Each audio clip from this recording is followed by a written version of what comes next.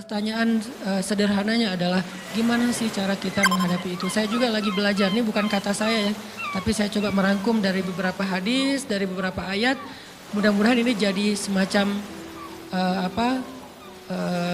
tips dari Allah, dari Rasul, cara kita supaya lebih sabar dalam menghadapi ujian, khususnya ujian perasaan.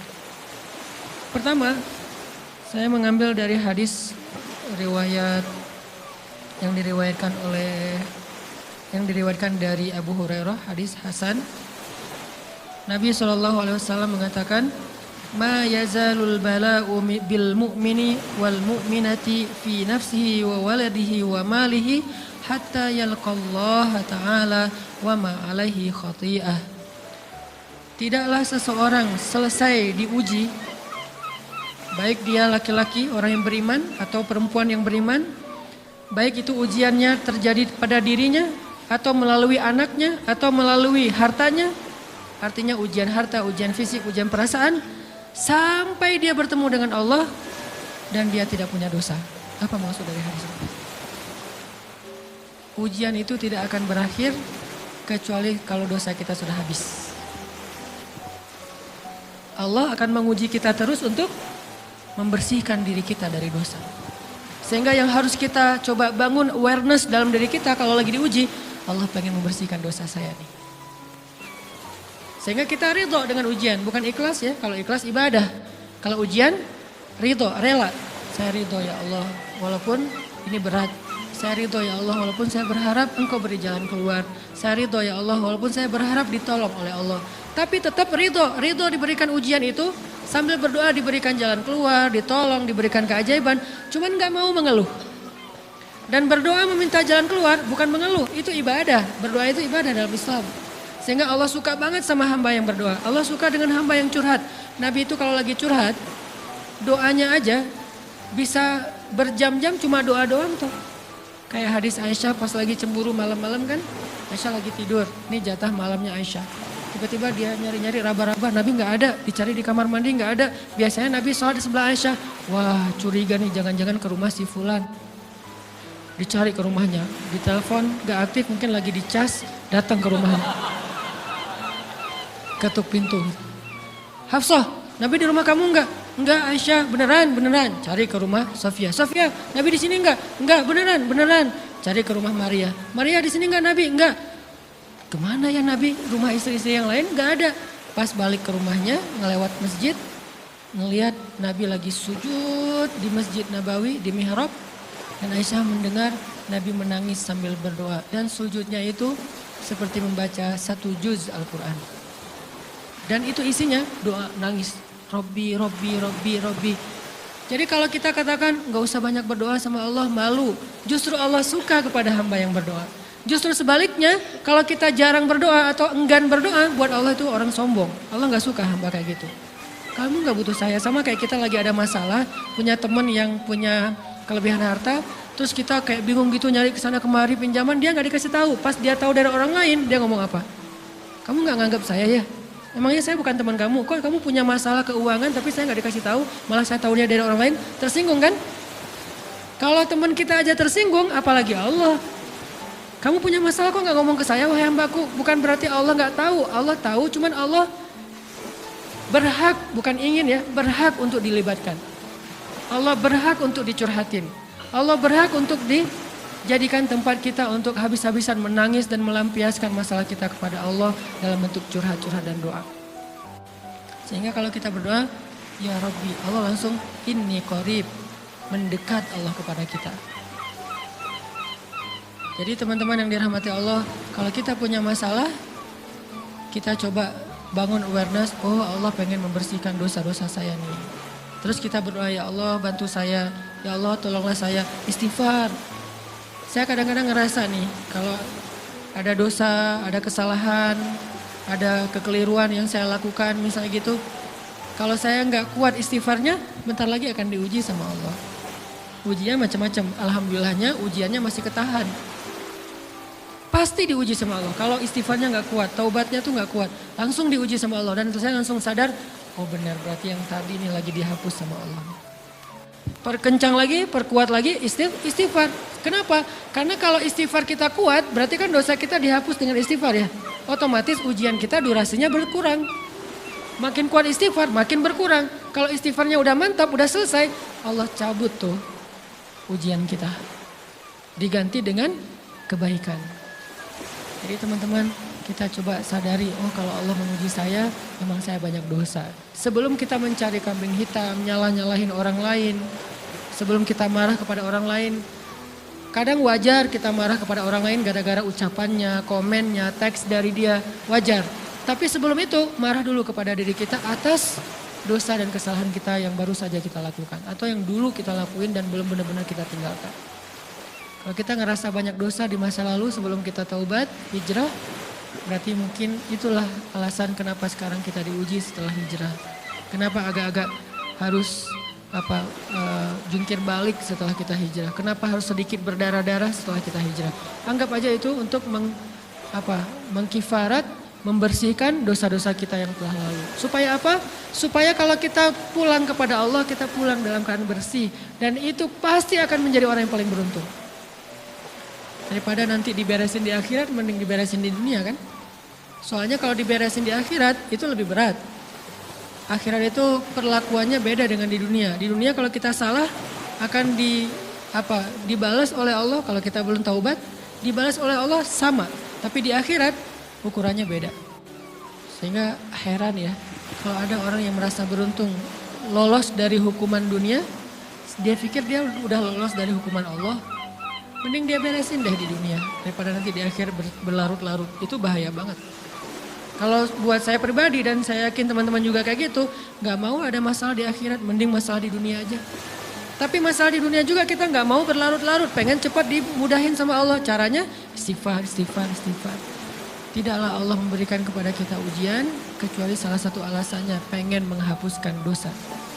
Idza kathurat dzunubul 'abdi wa lam yakun lahu min 'amalin liyukaffiraha fabtalahu Allahu bil hazan liyukaffiraha. Kalau seorang hamba banyak dosa dan dia enggak cukup amal untuk mengkifarat dosa-dosanya, Allah akan menguji dia dengan rasa sedih, dengan rasa kecewa, dengan rasa berat, sakit hati untuk mengkifarat dosa-dosanya. Itu yang kita bangun. Sehingga kalau ada masalah sama orang lain, kita memperbaiki diri dulu. Bukan sibuk dengan kesalahan dia terus menerus yang gak mau kita maafin. Misalnya ada teman kita nih, jadi clash sama kita. Hal pertama yang kita bangun, astagfirullahaladzim saya banyak dosa nih. Tapi kan yang salah dia, ya. Tapi mungkin dia nggak akan mengatakan kalimat itu, nggak akan bersikap kayak gitu kalau kita nggak punya dosa. Allah sengaja mengutus dia untuk menguji kita lewat kata-katanya, lewat perilakunya, karena kita punya dosa. Jadi penyebab pertama diuji itu bukan teman kita yang salah, itu penyebab kedua.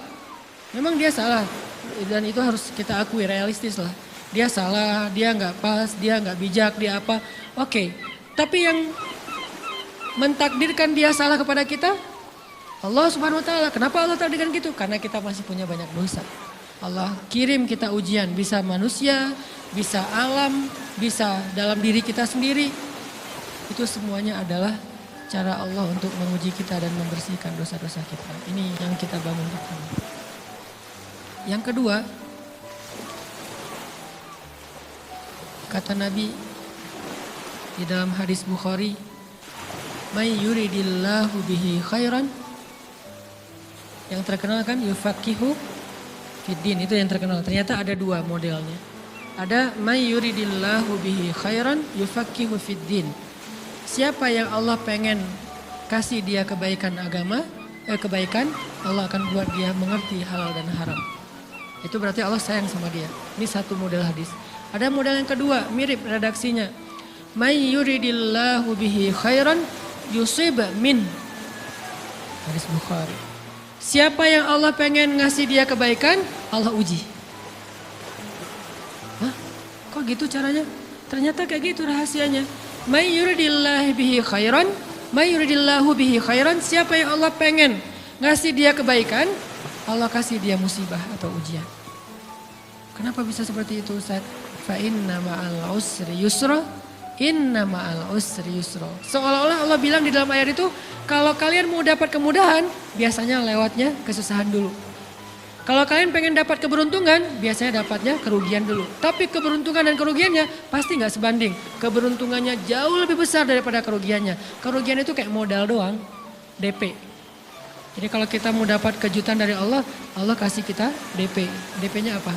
Ujian, DP-nya musibah, DP-nya rasa nggak nyaman. Itu DP. DP terhadap apa? DP dari Allah terhadap hadiah-hadiah besar yang Allah pengen ngasih ke kita setelahnya. Cuman banyak orang yang menolak DP ini. Sama kayak kita misalnya. Kalau kita mau ngasih dia hadiah, kita kasih dia kayak kejutan dulu. Dia lagi ulang tahun nih, disiram air dulu. Setelah itu dikasih hadiah-hadiah yang mahal. Rela gak disiram air demi hadiah? Rela, udah siramin lagi aja. Kalau setelahnya ada hadiah. Yang kita gak rela, kalau setelah disiram, disuruh bersih-bersih sendiri dan gak dikasih apa-apa, kan gak rela tuh. Berarti ini bab iman, yakin gak kalau Allah tetap ngasih hadiah? Kan sabar dan iman itu ternyata tahu aman, kembar. Kalau kita yakin Allah ngasih hadiah setelah ngasih kita DP ujian, ya kita akan sabar. Gak apa-apa deh, bentar lagi mau dikasih hadiah, digini-giniin juga gak masalah. Dibully, diapain sama Allah, biarin aja. Ya Allah saya sabar, kan bentar lagi mau dikasih hadiah nih. Ini masalah yakin. Tapi kalau kita gak yakin, apa sih maunya Allah gitu kan? Begitu kalimat ini keluar, maka yang muncul setelahnya adalah mengeluh, berputus asa, dan gak akan sabar menghadapi ujian. Ujian, kata Nabi, may yuridillahu bihi khairan, siapa yang Allah pengen kasih hadiah, siapa yang Allah pengen kasih kejutan, siapa yang Allah pengen kasih pertolongan, siapa yang Allah pengen kasih kebaikan, yusib min, Allah akan uji dia dulu. Ini sunnatullah. Sehingga kalau kita lagi diuji, yang kita lihat jangan ujiannya, apa setelah itu. Gimana ngelihatnya Ustaz gak kelihatan? Dengan mata hati. Istafti qalbak, tanya kepada hatimu, kelihatan gak? Dengan mata hati. Gimana ngelihat dengan mata hati? Dengan iman, saya percaya Allah pasti ngasih kebaikan setelah ini. Orang Allah sendiri yang ngomong, gak ada satu huruf pun di Al-Quran yang salah. Apalagi satu ayat, apalagi dua ayat. Fa inna ma'al usri yusra. Ditegesin lagi. Inna ma'al usri yusra. Tapi usr dulu, baru yusr. Dikasih kesusahan sedikit, dikasih kemudahan yang banyak. Dikasih kesusahan sedikit, dikasih kemudahan yang banyak. Ini yang kita coba bangun tajdidul iman. Bangun memperbaharui yakin. Sehingga ketika kita diuji, sedih, wajar. Mengaduh sedikit, bukan mengeluh ya. Kalau mengeluh kan nyalahin Allah. Kalau ngaduh, yang namanya orang dicubit kan, itu ngaduh. Tapi kalau, apa sih maunya Allah? Nah itu ngeluh. Antara mengadu dengan mengeluh berbeda. Mengaduh, itu manusiawi. Sedih, itu manusiawi. Air mata, bahkan bukan hanya manusiawi, itu rahmat dari Allah. Orang yang gak bisa menangis itu yang bahaya. Kalau kita masih bisa menangis, berarti kita masih peka hatinya. Bukankah anak kecil paling sering menangis? Berarti hatinya peka. Siapa lagi setelah ini anak kecil yang paling sering menangis? Cewek. Cowok itu emang gak punya perasaan, makanya jarang nangis. Cewek dikit-dikit nangis, jangan bilang, wah cemen banget sih nangis, cengeng apa. Enggak, karena dia perasaannya lebih peka dari kita. Itulah kenapa Allah menitipkan bayi kepada perempuan. Kalau dititipin ke laki-laki hancur. Di balik kepekaan perempuan, di balik sensitifnya perempuan, di balik perasaannya yang luar biasa, di situ Allah Subhanahu wa taala menitipkan amanah, dia yang paling baik dalam merawat bayinya. Perempuan secara umum mungkin lebih banyak bicara daripada laki-laki ya. Walaupun ada orang yang perempuan pendiam banget, ada yang nggak ngomong sama sekali, misalnya diem-diem aja, ada. Tapi secara umum perempuan lebih banyak berucap daripada laki-laki. Emangnya ini kekurangan? Bukan. Ini kelebihan. Kalau dia berikan itu dalam hal yang tepat. Apa yang tepat? Mendidik anak. Justru karena perempuan banyak ngomong, lebih baik dalam mendidik anak daripada laki-laki. Laki-laki itu kurang mendidik, kurang mengedukasi kepada anak dengan usia tertentu karena dia jarang memahamkan. Salah hanya marah, salah hanya ditegur. Kalau ibunya jelasin, nah gini sebelum tidur ibunya yang ceritain banyak cerita. Saya sendiri ngalamin. Sering mana seorang ayah sama ibu interaksi sama anak dalam bentuk verbal. Sering ibu. Jadi menangis itu rahmat dari Allah. Gak apa-apa, nangis aja.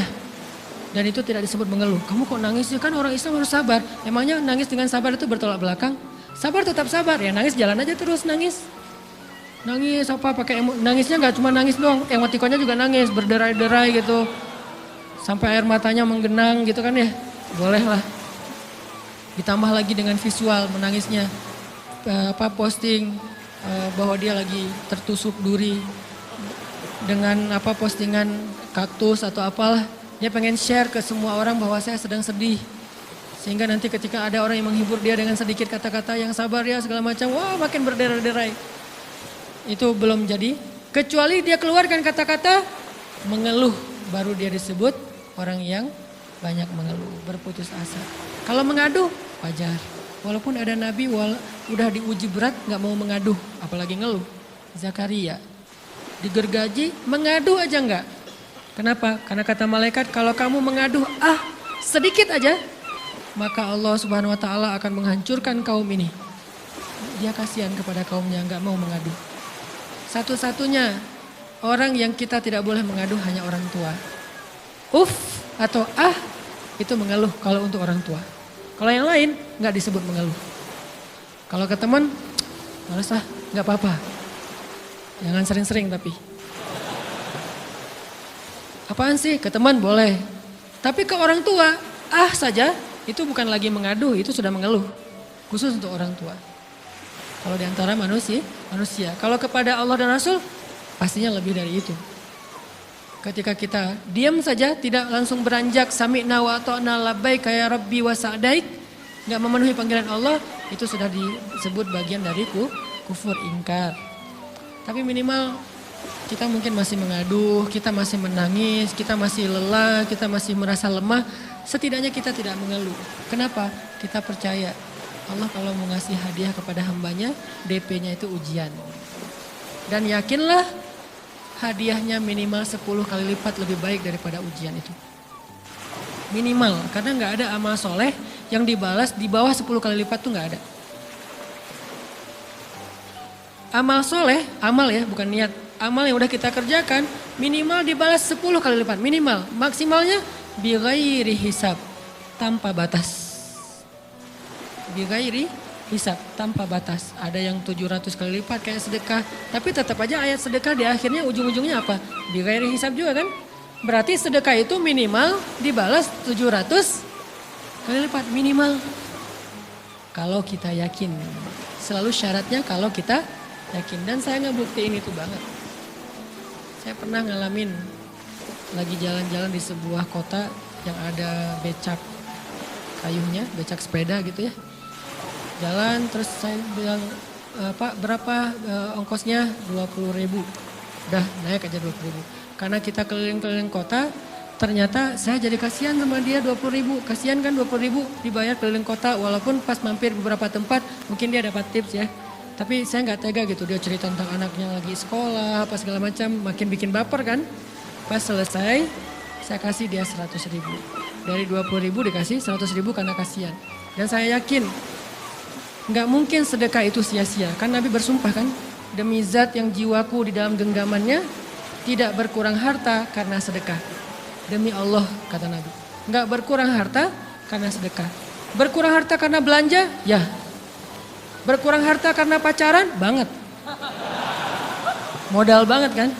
Apalagi buat cowok. Tapi berkurang harta karena sedekah? Gak mungkin kata Nabi. Demi Allah gak berkurang harta karena sedekah. Berkurang harta karena istri? Enggak. Karena memberi kepada istri itu pahalanya lebih gede daripada sedekah. Makanya ngemodalin pacaran setelah nikah itu tumbuh berkah. Modal pacaran sebelum nikah itu hapes. Jadi kalau pengen modal nih, ngemodalin cewek, traktir, ngapa-ngapain, bayarin, jangan sebelum nikah. Sebelum nikah jadi orang pelit aja, nggak apa-apa. Tapi setelah nikah, jor-joran ngasih, apalagi yang, bayarin semuanya. Kenapa? Pahalanya lebih gede daripada sedekah. Bahkan lebih gede daripada infak fi sabilillah. Seorang suami memberi nafkah istri, itu pahalanya terkadang lebih besar daripada kita berinfak untuk fi sabilillah, untuk korban perang. Saya heran kalau ada orang sedekahnya rajin tapi ke istrinya kikir, aneh, berarti dia nggak ngerti konsep. Padahal memberi kepada istri itu selama itu kebutuhan pokok ya, dan sedikit entertain, nggak apa-apa asal nggak berlebihan, itu luar biasa. Makanya saya kalau jalan sama istri yang yang mana? Itu yang Onit suka. Oh ya, Onit suka. Kasih aja. Kenapa? Minta ini. Kasih. Selama ada kan kenapa nggak dikasih kan ya? Nanti Allah ganti. Makin rajin kita ngebayarin istri kita, ngebelanjain istri kita, makin Allah ngasih yang kita nggak pernah duga-duga. Sampai istri kita cemburu sama kita. Kok kamu duitnya banyak banget sih? Kan gara-gara aku sering ngasih ke kamu. Ya udah sini lain lagi.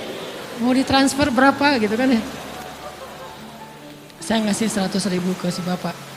Dan saya yakin teman-teman sedekahnya pasti lebih dari itu karena 100.000 saya sebut. Kalau 1 juta ke atas saya nggak mau nyebut, malu dong, ria ya.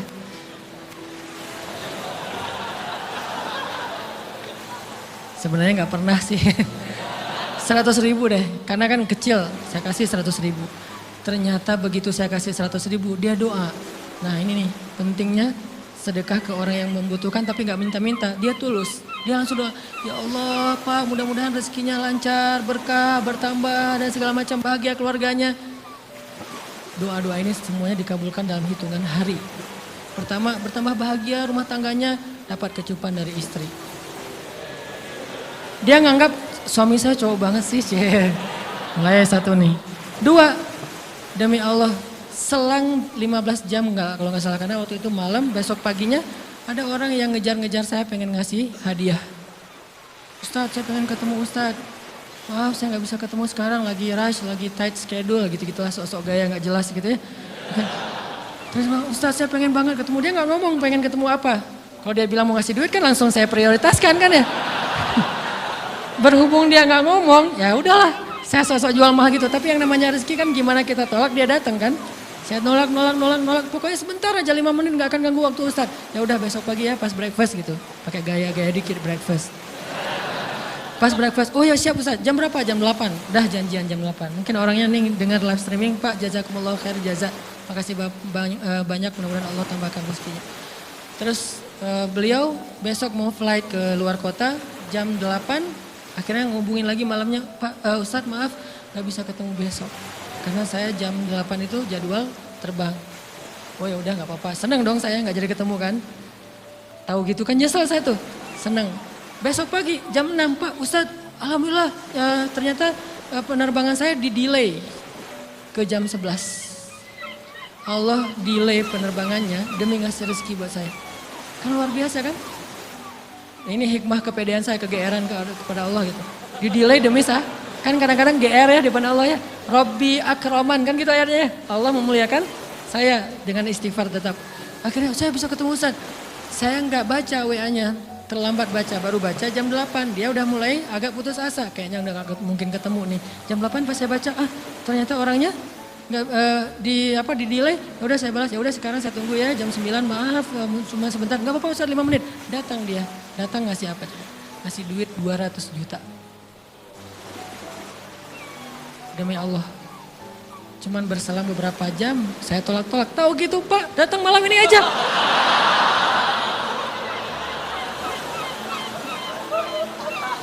Harusnya malam itu juga saya cari orangnya. Kalau perlu saya yang nyamperin Bapak. Sherlock, saya kejar. Manusia gitu banget ya.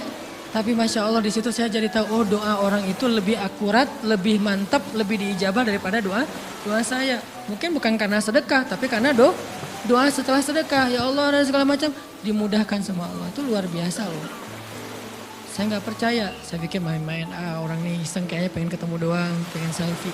Ternyata pas saya cek, ditransfer, di capture, Ustadz udah ditransfer. Saya, jangan-jangan nih jebakan Batman gitu ya. Nyari-nyari sana segala macam. Alhamdulillah ternyata emang niat baiknya pengen, alhamdulillah saya terkesan, saya dapat hidayah lewat Ustaz segala macam. Sekarang saya pengen membalas jasa Ustaz walaupun kecil 200 juta. Untung saya nggak kaget dan kemudian pingsan. Pak 200 juta stroke kan ya bahaya, lebih mahal dari 200 juta. Ini keajaiban ya teman-teman. Jadi kita tuh, saya kan sering bilang keajaiban itu terjadi tergantung tingkat iman. Bukan saya udah soleh banget enggak. Saya belajar terus untuk yakin deh sama Allah. Modal kita tuh kan gini sebetulnya kan. Duit kita tuh banyak loh teman-teman. Cuman gak disimpan di bank. Gak disimpan di saku. Disimpannya di sisi Allah. Bedanya apa sih? Kenapa kita kalau disimpan di bank tenang? Saya lagi punya duit banyak dari 100 juta. Di mana? Di bank. Aman.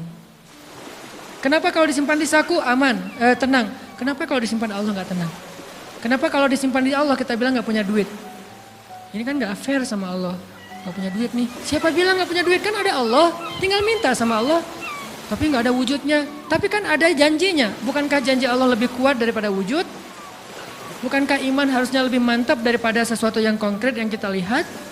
Ada duitnya di sisi Allah. Kenapa nggak dikasih? Karena kita belum butuh. Kalau kita yakin duit kita itu ada di Allah, tapi dikasihnya pas kita butuh. Begitu butuh ya Allah langsung dikasih sama Allah. Itu banget benar-benar terjadi dalam kehidupan kita. Pasti kayak gitu. Tingkat tergantung kita yakin apa enggak. Nih, kalau Allah bilang, "May yuridillahu bihi khairan", Allah kalau pengen ngasih hadiah kepada seorang hamba, Allah kalau pengen ngasih kejutan kepada seorang hamba, yusib. Allah kasih dia ujian sedikit aja. Walanabluwannakum sedikit bisyai'in minal khawf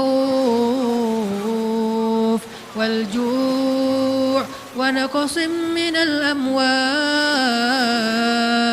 wal anfus wath thamarat wa basyiris sabirin.